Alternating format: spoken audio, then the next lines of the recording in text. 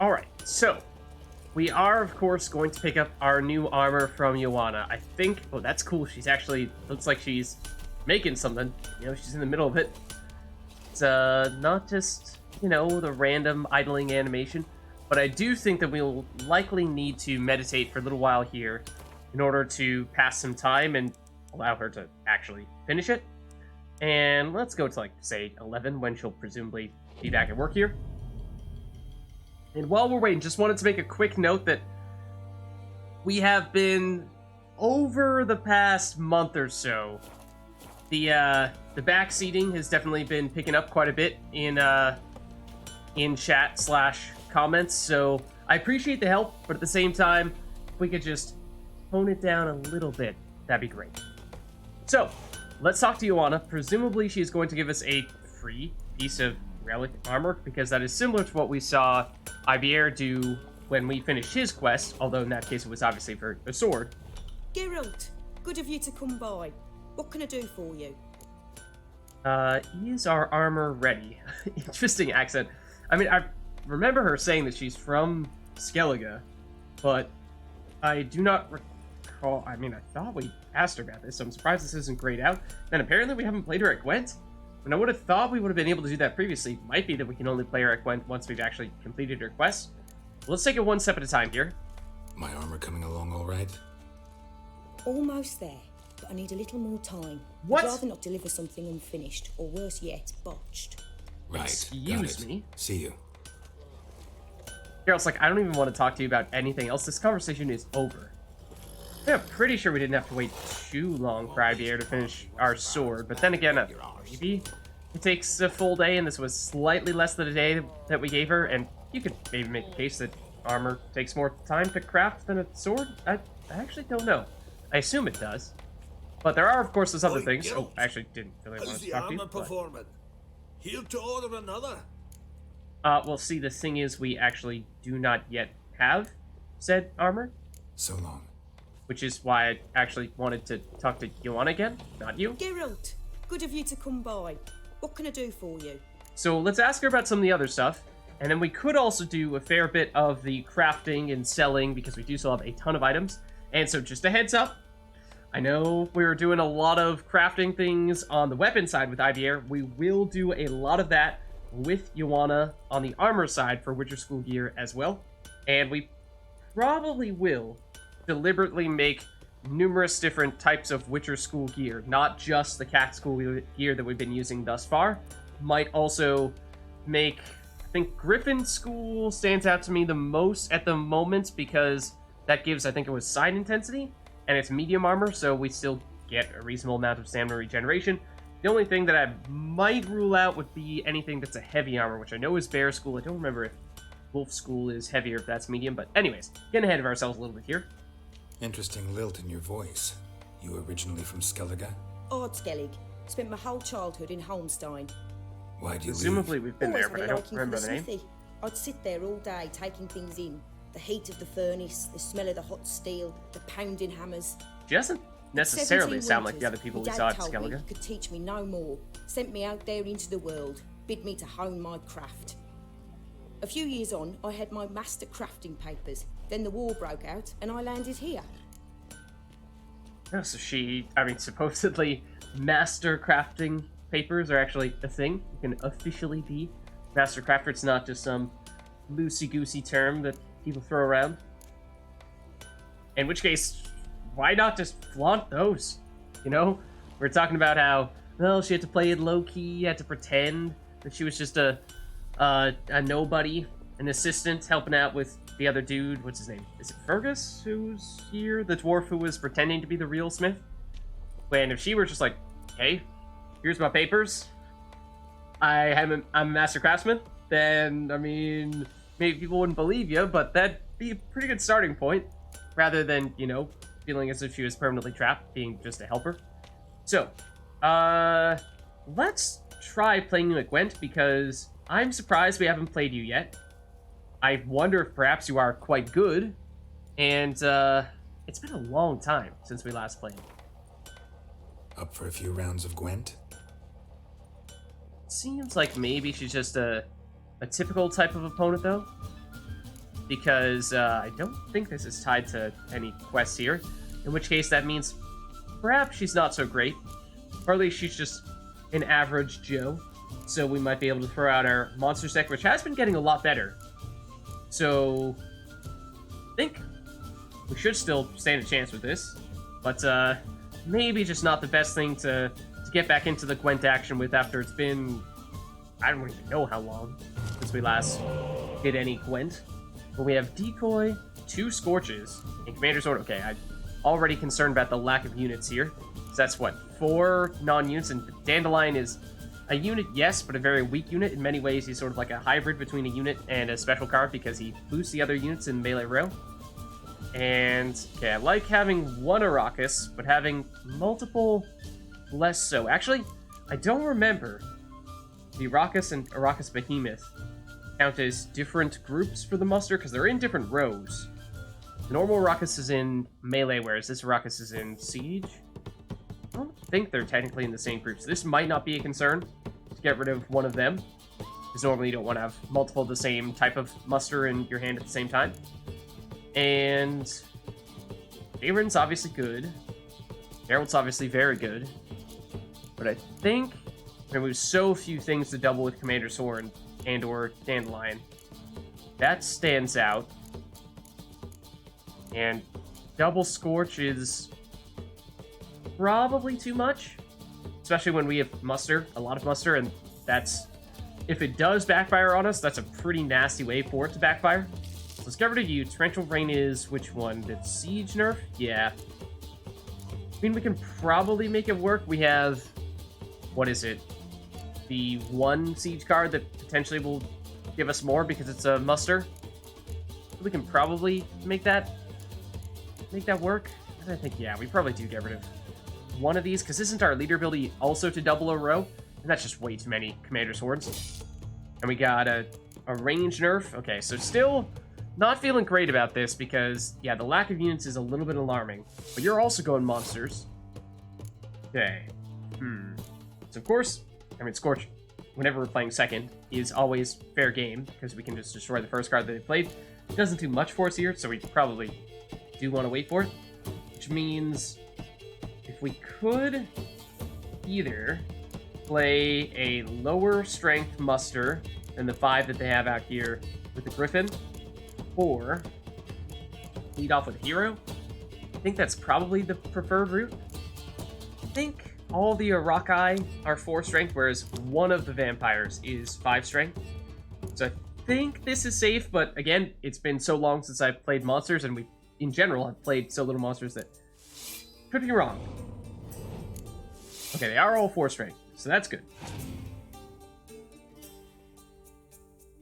Then, okay, you're throwing out a Drog, which is a hero, which means that despite being the highest unit out here, it's not actually going to be the target of a Scorch. So our Scorch is just as significant as it was last turn. Means perhaps we play a hero of our own? They could possibly the Karen in the melee row. It'll give, I believe it's +1 to everything in that row. So we want to try to play it when we have a bunch of cards in the melee row. We have 3 here at the moment.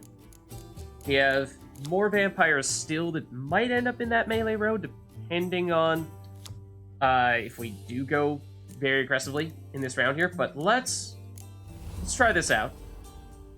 It'll give us a lead, at the moment at least. Okay, now you're Scorch. Oh, except that was silly.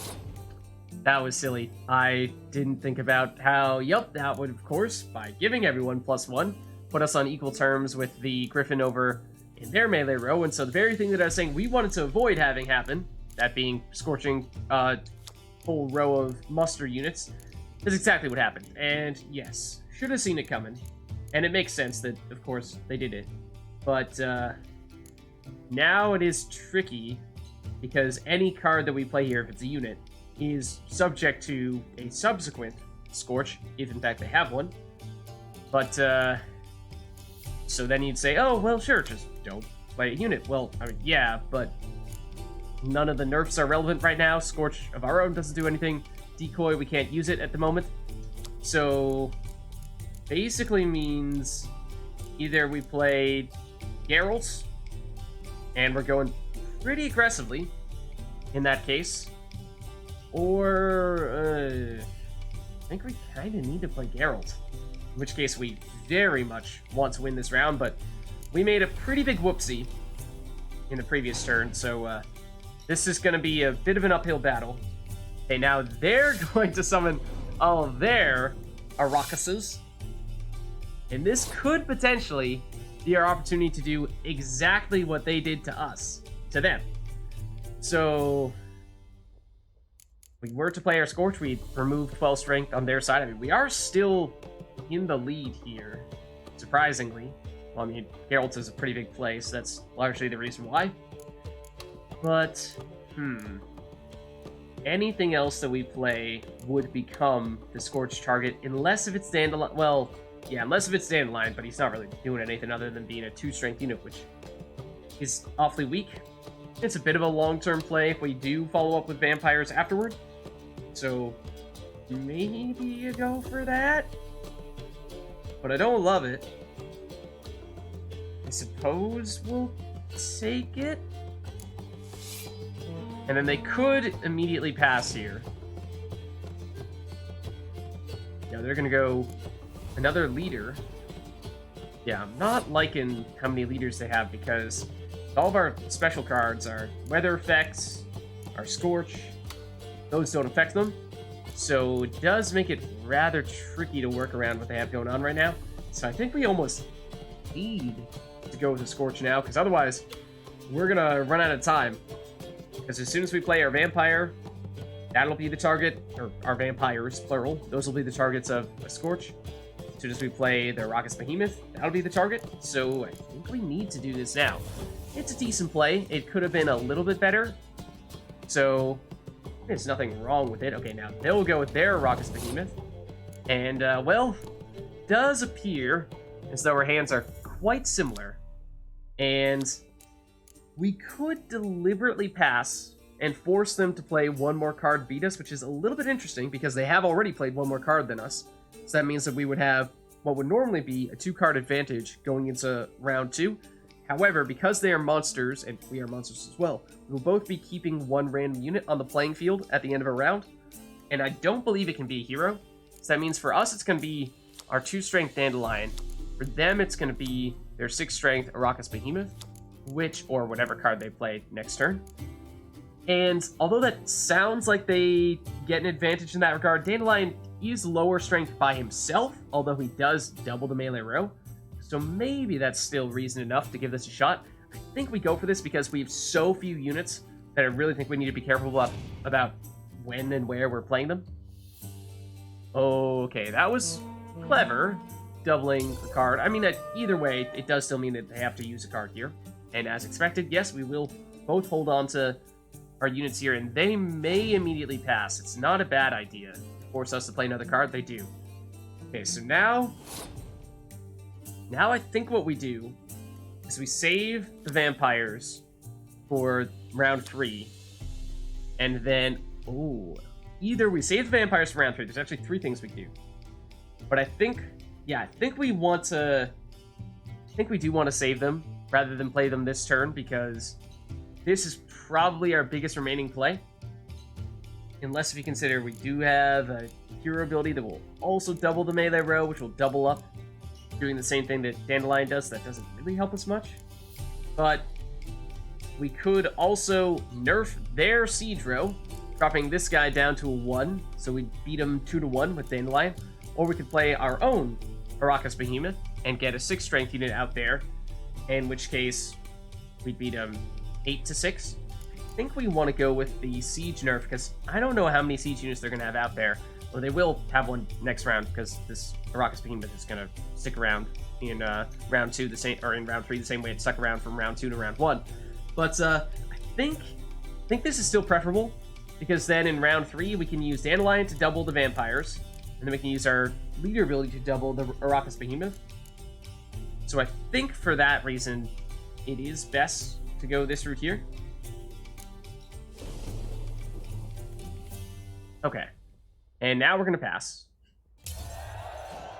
I would say the lowest scoring round we've had thus far, although it could potentially be lower still, so maybe not. Okay, so now we still do have one card advantage, so I think our round one play did still pay off. Problem is, we have a couple cards here that may do precisely nothing for us. We have Impenetrable Fog. We'll set all range combat cards to 1 strength. Now, we don't have any of those, so that's fine. We're not going to nerf ourselves. There's a chance that our opponent isn't going to have any either, in which case, not going to do anything. And then we have the Decoy, which will allow us to bring a unit from the battlefield back into our hand, which is particularly good for stealing opponent's spies, or if we have a medic, playing that medic twice. However, we don't have any medics, so that's not going to happen. And monsters have very few spies, so I don't think we're going to be stealing any. So this might also be a bit of a dead card as well. So that makes me a bit concerned that we might have 2 dead cards in our hand, in which case, do we really have card advantage? Or are we going to find ourselves with 2 good cards and not much else? But either way, I think we go Arrakis Behemoth next. Because that way, I think we do still want to plan around our opponent having a Scorch just in case. And they have the same setup that we have with the Vampire Muster. Thing is, we'll be doubling our Vampire Muster with Dandelion, whereas they have not shown that they have him yet, at least. So, I think what we want to do is we want to try to delay this as long as possible, because once we do play them, we're going to have a bunch of 4-strength vampires and 1 5-strength vampire, all of which will get doubled to 8 strength and 10 strength, respectively. And that means that the 10 strength one would be the Scorch target. And so we don't want to get Scorch, because we have no way of getting any units back after them getting destroyed from a Scorch. And this is going to be awfully close. So if we lose 1 unit like that, that could be the difference between winning and losing. So I think what we're going to do is we're going to play the range nerf now. Like I said, it may do precisely nothing in terms of lowering the strength of units. Depends if they have any units that, wow, this is going to be like quite literally identical to what we're going to do. But yeah, what it does at the very least is it does waste a turn, basically, allow us to hold off a little bit longer in case their last card is a Scorch. If we, I mean, we're going to use Decoy because there's not really any other thing for us to do right now. Besides, I suppose we could have done our leader ability in, well, even if we did our leader ability in the range row, would have doubled up into a 12 and would have been tied with this guy, so Scorch would have removed their Arrakis Behemoth and ours. Now we'll play the Arrakis Behemoth. So we have 6 strength, they have 12 strength out there as their highest cards. So even if that last card, wow. It is actually identical. Okay, so are we gonna tie? We might be about to tie this. So we do this. Oh no, Dandelion is gonna be the difference maker here. Dandelion's 2 strength. I think will mean that we are gonna win this ever so slightly. Then leader ability. Oh no, our leader ability only works in the melee row. I forgot. We can't put it on in the siege row. I forgot. You don't have the choice. Oh man. I thought we would be able to do it in the siege row. I thought we had the ability to choose wherever we want to put it, but we don't. So that means they will beat us by 4. But if we had, obviously if we could have doubled our siege row, then we would have been up to additional 6 for 56 total. And yes, we would have beaten them by 2, and Dandelion would have been the difference maker there. But alas, not the case. We do double Dandelion himself from a 2 to a 4, but that is still not quite enough. And wow, that is pretty crazy just how similar our decks were there. And ultimately, it did largely come down to us having not the best of hands. And so I think what we do here is we'll play you again. Good of you to come by. And What can I do for you? either we adjust our hand or adjust our deck a little bit in anticipation of playing another monsters deck that we know won't have any cards that we want to steal with or no spies that we want to steal with a decoy, and maybe we throw something else in instead, or alternatively we just switch to a different faction, which rounds of Gwent. might be the way to go. That might just be preferable. Go with something like either Scoia'tael, Northern Realms, or Nilfgaard, and don't know. I mean, I still think that Northern Realms is probably our strongest faction at the moment, so I don't necessarily think that we need to resort to that. But maybe we try Nilfgaard, because I think it's been a while. It's been a while since... I mean, it's been a while since we used anyone. So let's try this. And we cancel their leader ability, which is not bad. Getting rid of their melee doubling. Okay, so Scorch. We know they'll have some muster, so that could be very valuable to us. Commander's Horn. You can play it in any row. Unlike what we saw in the previous match, we can play this one in any row, so that's good. Imperial Brigade Guard. If we can get a bunch of them, then we can get the Typhon to trigger multiple times over. But with only one, that is certainly going to be our weakest card. Then a couple of 6s with no special... 4 6s with no special abilities. That's a little bit concerning. I mean, the Monsters deck actually doesn't have too many cards with really high strength. It's mostly you're getting the strength from a bunch of low-value cards that you summon with that muster ability. So, and then we have this 10. This will be the card that we definitely want to double. So, what do we want to change? I think we definitely want to get rid of you. And we'll get a decoy, but like I was saying before, that's really not something that we're too thrilled about on this occasion, given the opponent that we're going against. So, might even switch this one more time. I think we do. And we got another 10 strength. Okay. That's not bad. Let's see. Werewolf is just 5 strength, but nothing special. And so I think this, given our hand, this is likely to be another very close one. Because we don't have any amazing plays. Well, I mean, we can double our 10 strength units here, which is probably pretty close. Might be slightly better than some of their muster. But it's going to come down to, I think, perfecting, or at least coming as close as possible to just barely winning and not overinvesting in the rounds in which we choose to win. And then ideally, baiting them into playing some of their best cards and overinvesting on their end in the round that we are comfortable losing. So, that being said, this is a little bit tough here when they have a 5 strength unit out there, because if we play anything with 6 strength, then we're immediately vulnerable. We can, in fact, get scorched. So, I mean, that does mean that throwing out something like a hero is probably still the way to go, but, I mean, they're not going to immediately pass, right? That'd be pretty silly. So, okay, that will attempt to destroy our highest melee card. Yes, however, Letho is a hero, so he is immune to that. So, fine in that regard. Scorch is now a little bit more relevant, destroying a 7 rather than 5 strength card. Slightly better than what we were looking at previously. But it, more importantly, does mean that now we are capable of playing any of our 6 strength units, and they are not at risk of getting scorched. So, one thing we want to bear in mind is the timing of our Commander's Horn. This is going to be our biggest play, doubling a row, and I think it's probably going to be our range row, because we have several 6 strength range cards, and then we have this 10 strength range card. So that's what, 22 in the range row versus next highest would be Siege with 16. So ideally we're doubling the range row, and that means that anytime we play a range card, we want to go all in. So before we do play any of these, we need to ask ourselves, are we looking to go all in on this round, or are we going to settle for a lesser round with either melee and or siege?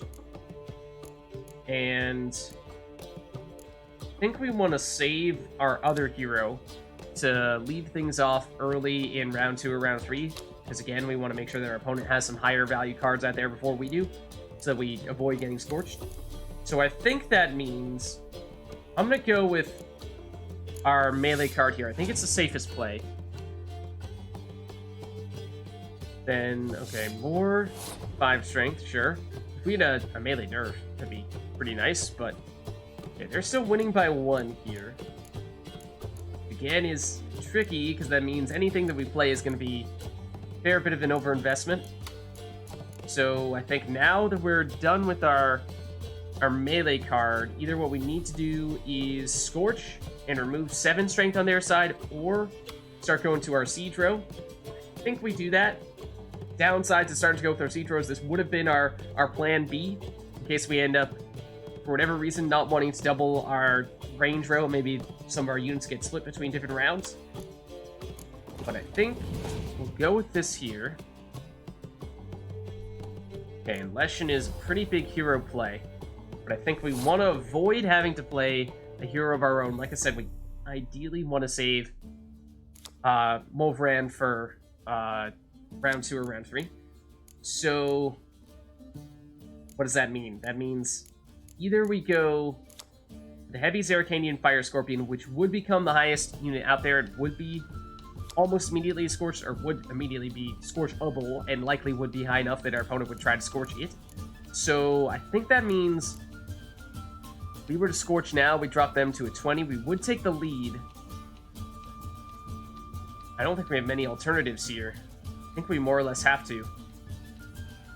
I think it's this, and then at that point, we're looking like we probably want to pass. I mean, you could even make the case that we should pass now. Our opponent has played one more card than us, but they will keep a random card out there in between rounds. That is Monster Special ability, and we will not be able to do that because we are Nilfgaard, so we no longer have that ability ourselves. So I think we do go for the Scorch, because that is the card, the Dragon there. Since it has 7 strength, it is the one that we would most like to get rid of, because we don't want them to carry that one over. Okay, now this is their muster. That's their biggest play. So I think we pass now, and we say, all right, we'll give you round 1. You had to play your best card to do it, and we'll live with that. And now it means that, at best, they're carrying over 5 strength in round 2, at worst 4 strength, which is certainly better than the 7 strength that they could have carried over before we scorched the dragon. So I think we live with this. And say, we're going to have better cards in round 2 and round 3 than you will. That's the hope, at least. Oh, what's this? Okay, you're decoying to get one of those cards back. I actually didn't catch which one it was. Okay, and you kept a 4 strength teams out there, so we lucked out a little bit in that regard. Okay, and the Urarkus will summon more. Now, this could have been a good alternative for using the Scorch, because now, obviously, Scorch would have removed all these guys for 12, but I mean, so it would have removed more if we had used it, saved it for now, but at the same time, we did, by playing it in the previous round, get them to play their best card, so not terrible. Now I'm thinking, because we need to win this round, I think what's going to happen is our opponent is probably going to pass on their next turn, so we need to get strength out quickly, and I think that means that we need to drop a 10 strength unit, and if we are going to drop a 10 strength unit now, we want it to be a hero so that it's not scorchable. So I think this is where we play Morvran. I'm expecting the pass. Yep. And now what we can actually do, this is an interesting one. We could play a 6 strength card, because with Nilfgaard, our special ability is that we win a round on a tie. So we play one of these, and we end up with 16 strength, and we win. However, the reason why that may not be worthwhile, and why we might want to actually play a 10 strength unit, is because, like we were saying before, our best possible play is to have all of our ranged cards together and double them with our Commander's Horn. And if we play one of our 6 strength units, then we are losing out on that. So, let's see, if we play you, let's just think this out for a second. If we play you, then we have 16 strength in the range row for round 3. We double you for 32. And then we also, well, yeah, we can calculate what our total strength will be pretty easily. So if we play the siege card and we leave all of our range cards for round 3, then we'll have what? 22 doubled to 44 in round 3. If we play one of you in this round and have the other 6 and then both 10s for round 3, then we will still want to double the range row, and that would be 16 doubled to 32, and then it'll get to 42. Or was it 42 or was it 44? The other one, I think it was marginally better. Wasn't it marginally better for saving all the range? So I think that means we actually do drop you. Now, mental streamer math is probably wrong, but I think, at least in theory, that was the right action to take there. So Now what we want to do is any card that we play would be the one that gets scorched. So let's deliberately lead off with the Commander's Horn and hope that our opponent plays... Oh. Oh my god, I played it in the wrong row. Ah. Okay. So now our big plan has been ruined because I misclicked. So we'll see if this is enough. It very well may not be. Fortunately, they had 2 Commander's Horns, which they may not actually be able to use both of them. But at least, at the moment, we are Scorch-proof. Even if we continue to play our 6 strength cards, so if one of their last cards is a Scorch, we're safe for now. They will Catachan. This is the one that they brought out with a decoy. We'll play you. You won't get doubled. You'll be tied for the highest unit out there. Even if you do get Scorched, then we will still win it here. But they have just about anything, and they don't. Then they will beat us here. But weather will not do it. So even with a pretty big misplay, even with a pretty big misclick, still managed to get the job done. Now, will we actually get a card out of this? We will not. Just the coins, and more or less just makes up for how we lost the first one. But I think... Geralt, good of you to come by. I think we do still have more. For you? Because we would like to, obviously, pick up the armor, but I think, you know, after having played us a couple of rounds of Gwent, we're probably not actually done with that yet. I think what we want to do now is probably do more of the buying and selling, and by buying I mean crafting, and by selling I mean dumping the 1,000 plus weight of items that we still have. So let's, I suppose it doesn't matter much which one we lead off with. Actually, let's start off with the crafting. I think that's a little bit more time efficient. Then we'll see just how much money we can give you, because we actually want to give you a lot of money so we can sell a lot of stuff to you. I don't remember these, but they look kind of nifty. They are relic rarity, but they actually do require a master. Huh, interesting. They are heavy armor as well. Increases armor and decreases stamina regeneration. Yeah, that's just a general description of heavy gear. For a second there, I thought that was going to be some additional bonus similar to the Witcher School gear, and I was like, what? I thought that was only the Witcher School stuff? Okay. But anyways, that will be the focus. Will be to pick up as much of the Witcher School stuff as we can make.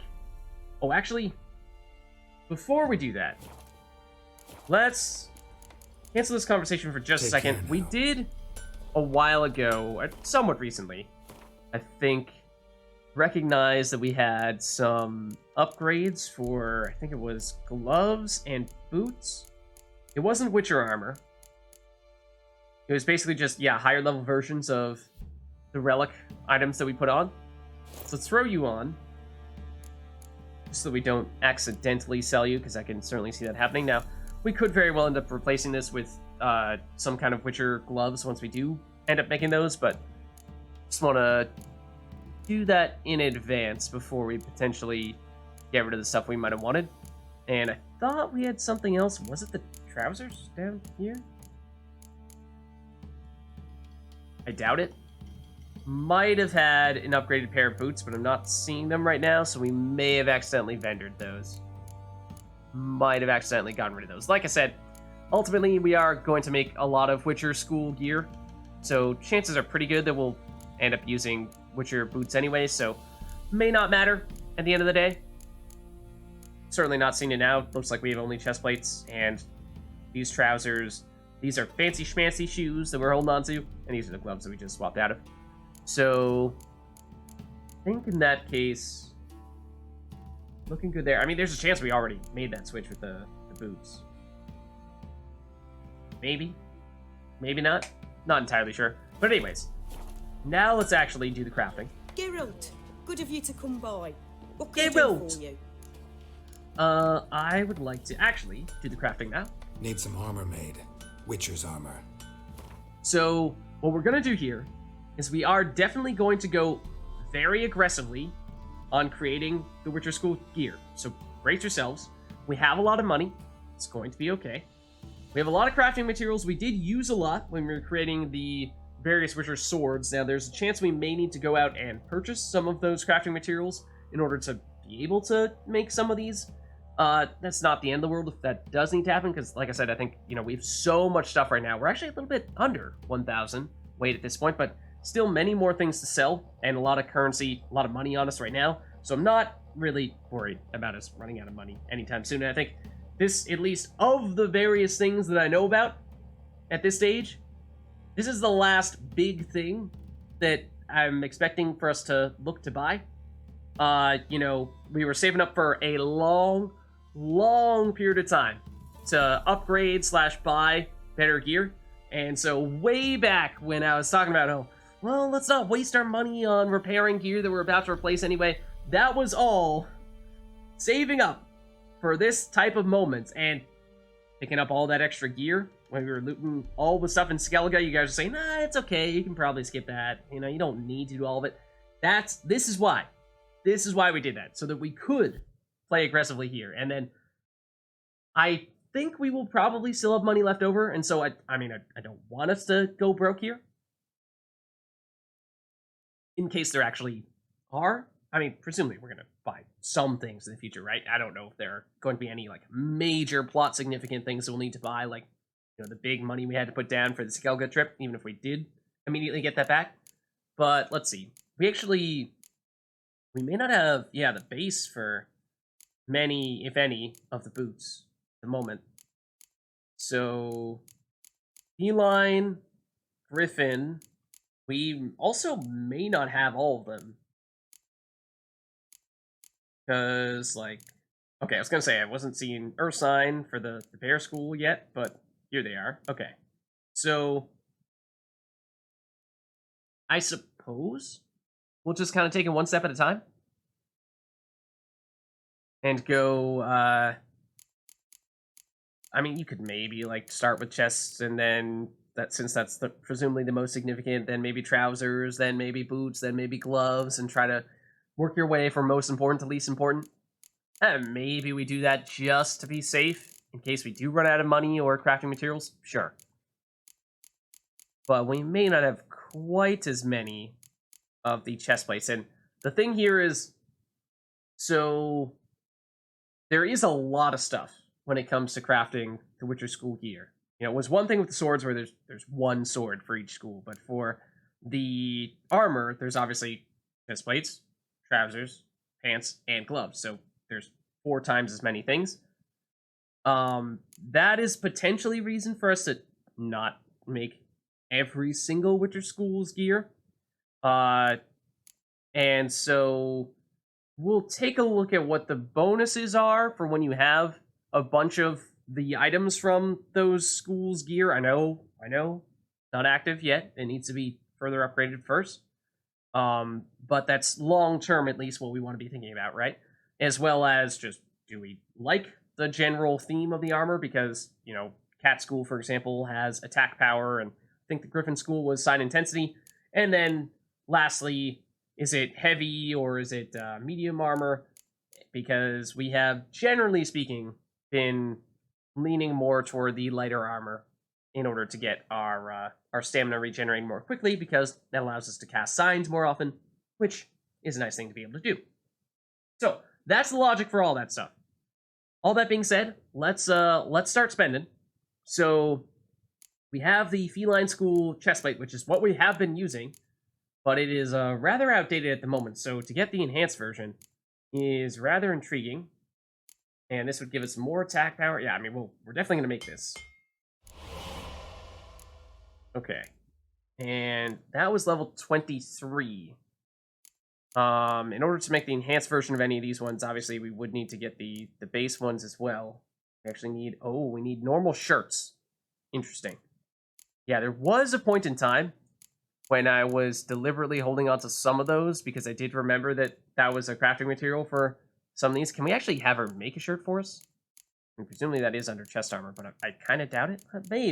Maybe. But a lot of people do sell them, so we might be able to just pick some up. There's also a non-zero chance that we threw some in a stash somewhere. Okay. No, not seeing it at the moment. Oh, this is what our starting armor was? Or at least looks like it was. That's cool. Okay, or crafting component even? I doubt it. Yeah. This is gonna be all unwearable materials. Okay. So in that case, I think what we do is let's take a quick moment. Oh, and look at that! There's our new chest plate, or at least upgraded chest plate. I do like it already, visually more. I was never really a big fan of the basic cat school chest plate because, I don't know, it cut off, you know, it was a sleeveless shirt, yes, but it kind of clipped through in our like forearms or upper arms at various points in time, which did make it look rather awkward. So I like the long sleeves. Fancy a gander at our little stockpile. Do you happen to have shirts? Show me what you got. You do not. You have the Nilfgaardian stuff. I remember we picked that stuff up a while ago, and it was good for a little while. I assume that most of the other things are outdated at this point. Yeah. Yeah. Okay. So in that case, oh, hold on. You actually have... Interesting. You have the valuable alcoholic beverages that we need to create some white gulls, and we did need more of those. I'm a little surprised that the quartermaster of all people, not even like a